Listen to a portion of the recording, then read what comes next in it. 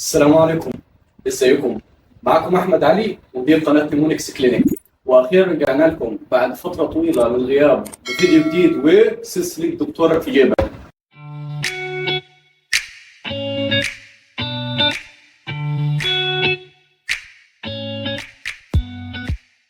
معظمنا في روتيننا اليومي بيكتب كتير على اللابتوب او الكمبيوتر او الاعمال المكتبيه عموما، ونتيجه لده بيحس بالم عند مفصل الريست.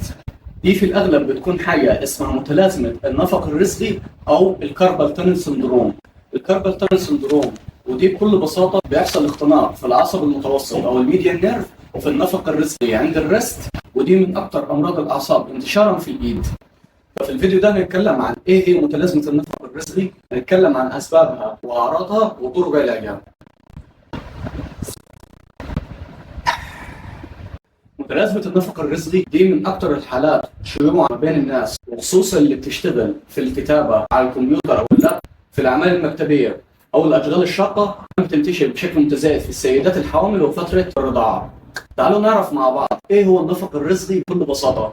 النفق الرسغي ده ممر ضيق شوية عند مفصل الريست، وبيحيط من حواليه عظم أو طار عضلات الإيد والأربطة والعصب المتوسط أو الميديان نيرف، وده بالظبط تحت راحة الإيد. طب ايه هي بالظبط اعراض النفق الرسغي او الكاربال تانل سندروم؟ اول حاجه العيان هيجي لك يشتكي لك بالم وتنميل وشكشكه في اصابع الايد، وخصوصا اول 3 صوابع ونص الصابع الرابع.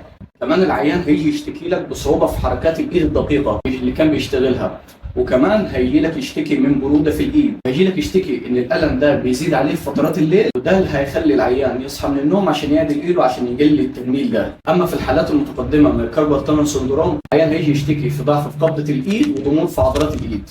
طيب ايه هي اشهر الاسباب المتلازمه دي؟ اول حاجه واشهرها وهي الحركات المتكرره زي استخدام الكمبيوتر او الاشغال الشاقه بدون فترات راحه في النص.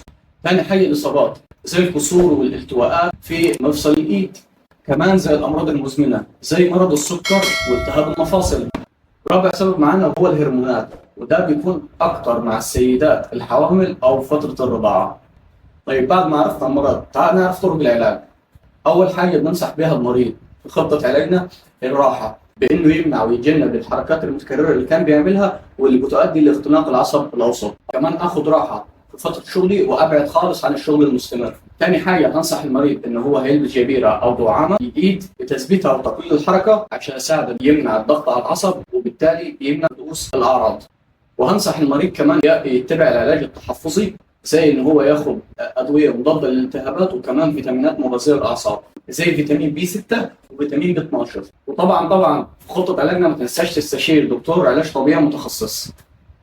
طيب بالنسبه للتدخل الجراحي مع حالات الكاربال تانل سندروم فده مش بنلجأ له غير مع الحالات المتقدمه بس والسيفير مع حالات الكاربال تانل سندروم.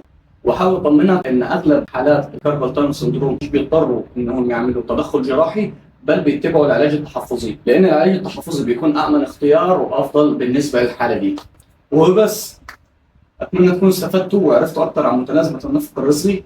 ما تنسوش تزوروا صفحتنا نيمونكس كلينيك على الفيسبوك، وهسيب لكم رابط الصفحه في الكومنتات او تحت او الديسكربشن، لان احنا بنقدم عليها محتوى طبي ومحتوى حلو وان شاء الله هيعجبكم. وما تنسوش دعمكم لينا وتعمل لايك وشير وسبسكرايب، لان خلاص قربنا نوصل ل 1000 مشترك، وبيكم ان شاء الله هنوصل.